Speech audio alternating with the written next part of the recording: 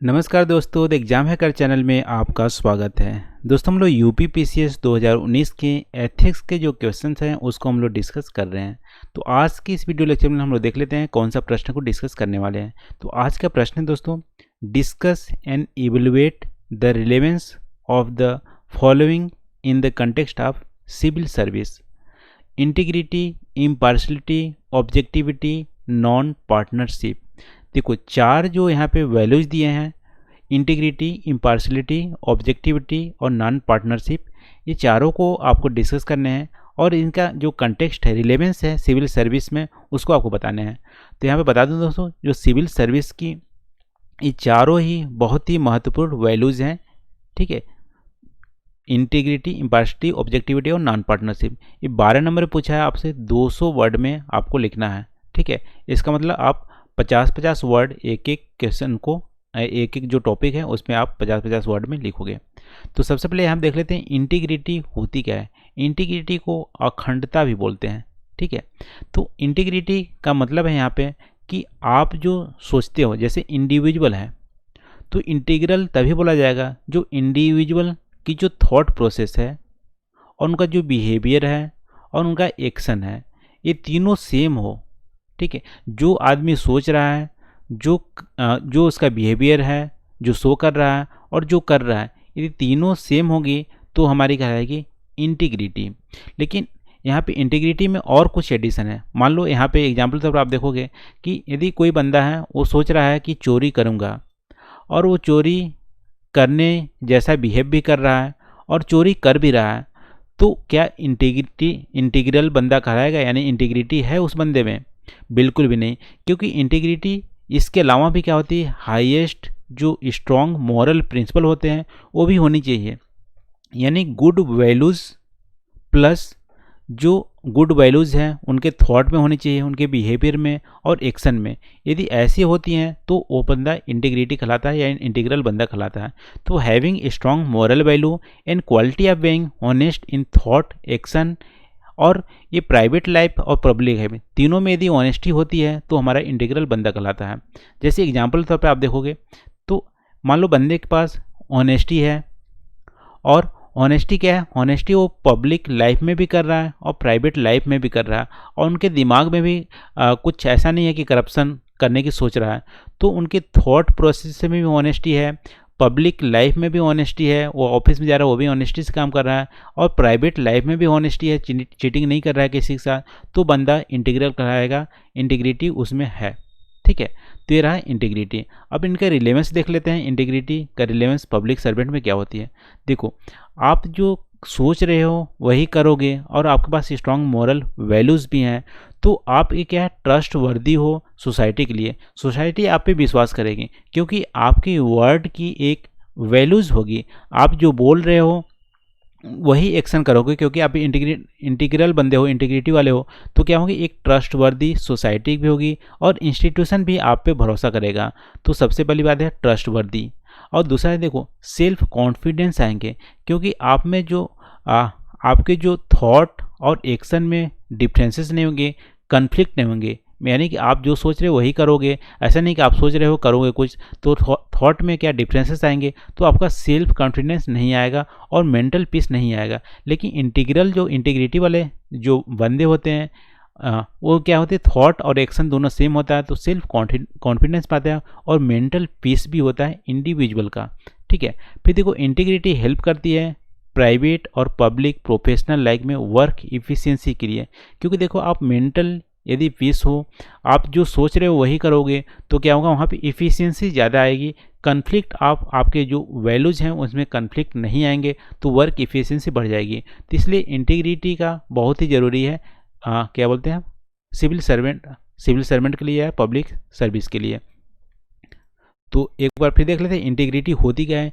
Integrity दोस्तों, integrity क्या है, तो हाईएस्ट जो मोरल वैल्यूज़ होते हैं वो भी होनी चाहिए, और प्लस जो हॉनेस्टी आपको प्राइवेट लाइफ में, हॉनेस्टी थॉट में और ऑनेस्टी पब्लिक लाइफ में, यदि इतने सारे होते हैं तो बंदा इंटीग्रल कहलाएगा, इंटीग्रिटी कहेगी, मैन ऑफ इंटीग्रिटी होगी।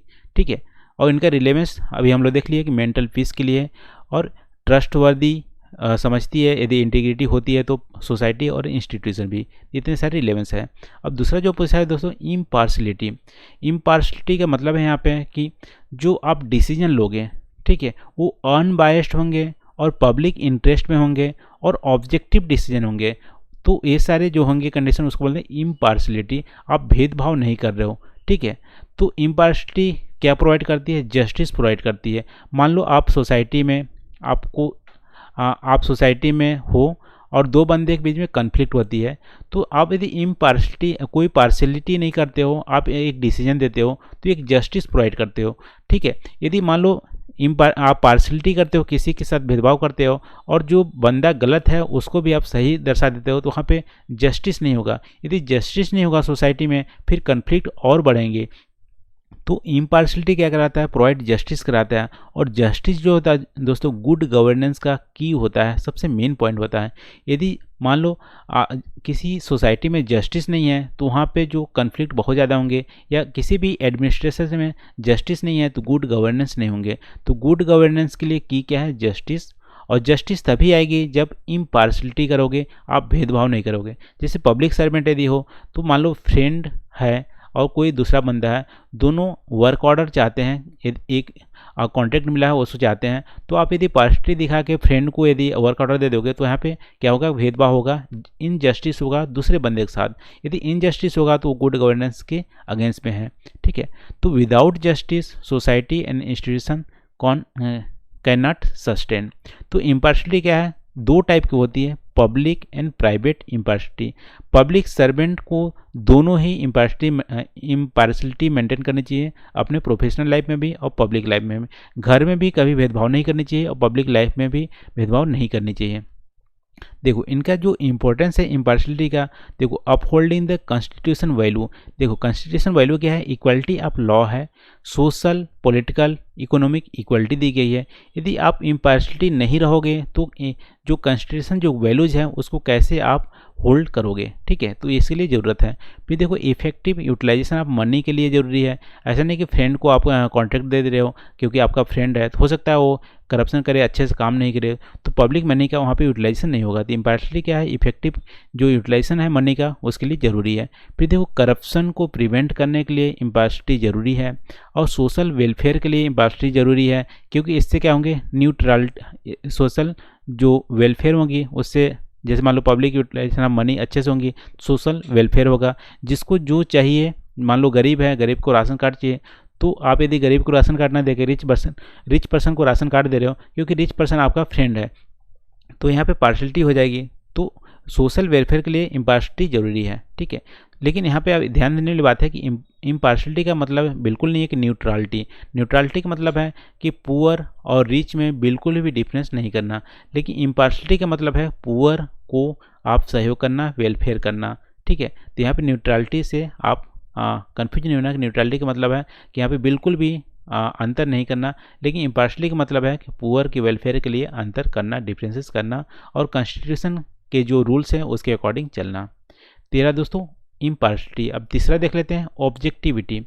ऑब्जेक्टिविटी का सिंपल मतलब है कि जो भी आप डिसीजन लोगे वो एक मेरिट और एविडेंस बेस होंगे, एक सब्जेक्टिव डिसीजन नहीं होंगे। ऐसा नहीं है कि डिसीजन आप किसी बंदे के लिए कुछ और डिसीजन लेते हो, किसी दूसरे बंदे के लिए किसी और डिसीजन लेते हो। एक ऑब्जेक्टिव डिसीजन होंगे और जो डिसीजन होंगे वो मेरिट बेस होंगे, किसी की बेसिस पे होगा और एविडेंस के बेसिस पे होगा। तो objectivity of decision means decision based on the rigorous analysis of evidence. Evidence को अच्छे से एनालिसिस करोगे और पॉलिटिकली अनबायस्ड रहेंगे, किसी पॉलिटिकल का सपोर्ट नहीं होगा। तो एग्जाम्पल के तौर आप देख सकते हो, जो जज लोग जो डिसीजन लेते हैं वो क्या है? ऑब्जेक्टिव डिसीजन होता है। वो बहुत सारे जो एविडेंस होते हैं उसको एनालिसिस करके देखते हैं, एक सब्जेक्टिव डिसीजन नहीं होता है। तो यदि इनकी इंपॉर्टेंस की बात करें कि ऑब्जेक्टिविटी की क्या इंपॉर्टेंस है, तो एविडेंस बेस्ड यदि आप डिसीजन लेते हो, एक्सपर्ट की एडवाइस लेते हो, तो डिसीजन क्या होगा? बहुत ही अच्छा होगा। मान लो कोई भी डिसीजन लेने से पहले आप एविडेंस देखते हो, मेरिट और डिमेरिट देखते हो और एक्सपर्ट की एडवाइस लेते हो, तो जो डिसीजन होगा वो इफेक्टिव होगा और पॉलिसी जो बनेंगी वो भी इफेक्टिव पॉलिसी बनेंगी। तो ऑब्जेक्टिव डिसीजन इम्पार्शलिटी लीड करता है और इन्हेंस द ट्रांसपेरेंसी भी बढ़ती है पब्लिक ऑर्गेनाइजेशन में। फिर ऑब्जेक्टिव डिसीजन मोर सस्टेनेबल। देखो मान लो यदि ऑब्जेक्टिव डिसीजन लेते हो, सब्जेक्टिव डिसीजन लेते हो, किसी के फेवर करते हो, तो वहाँ पे क्या होंगे कि वो बहुत ज़्यादा सस्टेनेबल नहीं होंगे।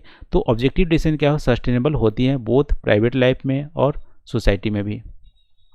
फिर देखते हैं लास्ट दोस्तों जो पूछा है, नॉन पार्टनरशिप पार्टीशनशिप। ठीक है, नॉन पार्टीशनशिप का मतलब है कि आप यदि पब्लिक सर्वेंट हो तो क्या होंगे, किसी पर्टिकुलर जो आइडियोलॉजी पर बायस्ड नहीं होंगे, यानी कि आपकी कोई पर्टिकुलर आइडियोलॉजी नहीं होगी। मान लो आप एक बंदे हो तो आप ये नहीं सोचोगे कि बीजेपी को सपोर्ट करूं या कांग्रेस से सपोर्ट करूं, आपकी कोई पर्टिकुलर आइडियोलॉजी नहीं होगी और पॉलिटिकल पार्टी को भी सपोर्ट नहीं करोगे, बायस्ड डिसीजन नहीं लोगे। इसको बोलते हैं नॉन पार्टनरशिप। किसी में पॉलिटिकल पार्टी में आप पार्टीशन नहीं करोगे, आप उसको पार्टनर नहीं करोगे। ठीक है, तो नॉन पार्टनरशिप इंश्योर करती है न्यूट्रलिटी टुवर्ड पॉलिटिकल पार्टी के प्रति न्यूट्रलिटी शो करती है नॉन पार्टनरशिप, और कमिटेड द कॉन्स्टिट्यूशन वैल्यू, जो हमारे संविधान की वैल्यूज हैं उसके प्रति कमिटेड होती है, ये होती है नॉन पार्टनरशिप। इसकी इंपॉर्टेंस आप देखोगे तो ब्यूरोक्रेसी क्या है, एक परमानेंट बॉडी है। देखो पॉलिटिकल पार्टी तो चेंज होती रहती है, कभी कांग्रेस से आएगी, कभी बीजेपी आएगी, कभी मान लो किसी अदर की सरकार आ सकती है, लेकिन ब्यूरोक्रेसी क्या होती है, एक परमानेंट बॉडी है, वो चेंज नहीं होती है। तो देखो चेंज नहीं होती है तो अभी आप यदि मान लो एक पर्टिकुलर पॉलिटिकल पार्टी का फेवर करोगे, हो सकती है गवर्नमेंट चेंज हो जाए, दूसरे पॉलिटिकल पार्टी आ गया तो वो क्या होंगे, आपके अगेंस्ट एक्शन ले लेंगे। ठीक है, तो एक परमानेंट बॉडी है, इसके लिए जो नॉन पार्टीशनशिप है, ये वैल्यूज़ बहुत ही ज़रूरी है अच्छे से इफेक्टिव क्या काम करने के लिए। ठीक है, तो सेम स्पिरिट जो ब्यूरोक्रेसी क्या है, should do the job with same spirit without any biased और आइडियोलॉजी, ये होती है नॉन पार्टीशनशिप। तो दोस्तों आज की वीडियो में इतना ही दोस्तों। आई होप यहाँ पे जो आज हम लोग 4 जो वैल्यूज़ डिस्कस किए हैं यहाँ पे सिविल सर्वेंट का, इंटीग्रिटी, इम्पार्शलिटी, ऑब्जेक्टिविटी और नॉन पार्टनरशिप, ये आपको समझ में आ गए होंगे। ठीक है, तो आज के लिए बस इतना ही दोस्तों। Thank you for watching. मिलते हैं अगले वीडियो में नए टॉपिक के साथ। Thank you.